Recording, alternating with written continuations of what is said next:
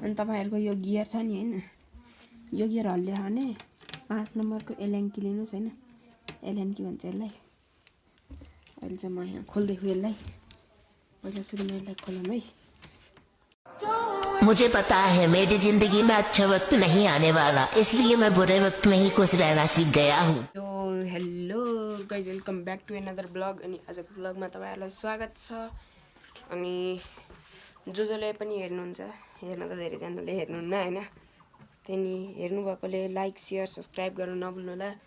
अनि आजको blog starting गर्नभन्दा पहिले मैले यहाँ साइकल बाहिर निकालेको, मडगाड निकाल्दिएँ। धोको भन्नु होला, टायर भिजेको भएर।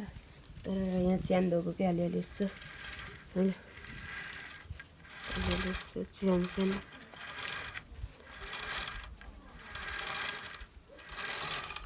एउटा कर्र रहेछ। किन अरेको भनेको दुईमा पो गछ, त्यही भएर कर्र हरेर छ। ओहो, एक मालामै त यसलाई अब गाइज। अनि चाहिँ आज चाहिँ हेरी यो कसेको थिएँ। यो डोरा जतिले सबैले अल्झाएको अब यो गियरलाई। यो डोरा जति पहिला केही काम हुन्छ कि त्यहाँदेखि केही काम भएन, सबैलाई काट्थ्यौँ अब। आइतरीका गाइज बनाऊ डोरा सोरा सबै फालिदिएँ। यहाँ छ डोरा गाइज।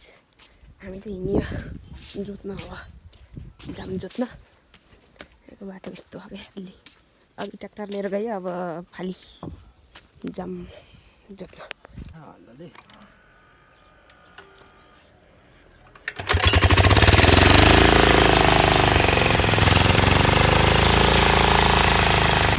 गाइज सबैजनालाई ह्याप्पी न्यू इयर होइन, नेपाल सबैजनालाई। जौगा उठाउँदै उपल्ला गराएर राख्थेँ। जौगा कि जाइहाल्छ, पहिला उठाऊँ अनि त्यहाँबाट उपल्ला गराएर राखौँ।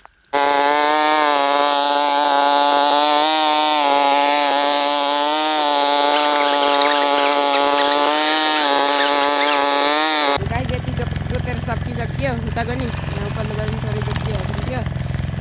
त्यहीसम्मको छ क्या यो गरेर त। अब चाहिँ यहाँ ब्याड जोत्नु, धानको ब्याड हो यो।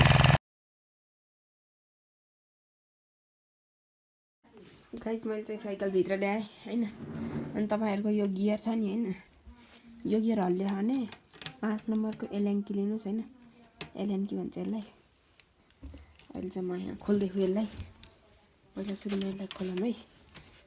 गाइज अहिले धुलो भयो भने यस्तो यस्तो हुन्छ कि होइन, अघि पछि भइरहेको छ। त्यही भएर यसलाई पछि तान्ने, अनि त्यहाँबाट 5 नम्बरको भन्ने एरिया ठुलो चाहिँ हुन्छ कि यसलाई यस्तरी पछि तान्ने एउटा हातले। अनि यसलाई यसरी चाहिँ यहाँ कस्ने। अहिले चाहिँ मैले ब्लग बनाउँदै थिएँ, त्यही भएर अनि अलिक गर्न मिलेन कि।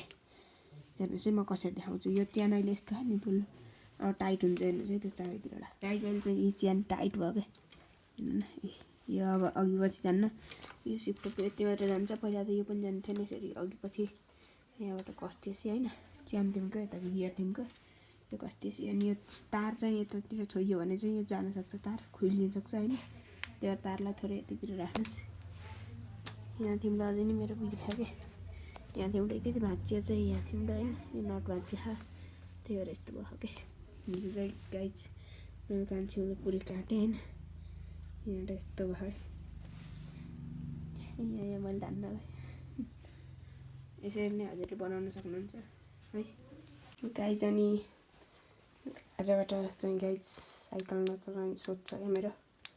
त्यतिर गर्नु छैन, हावा हालिहाल्नु होइन। अब यस्तै छ, यहीँ कोठाइ राख्थ्यो नि अनि त्यहाँबाट छोड्ने, नचलाउने के।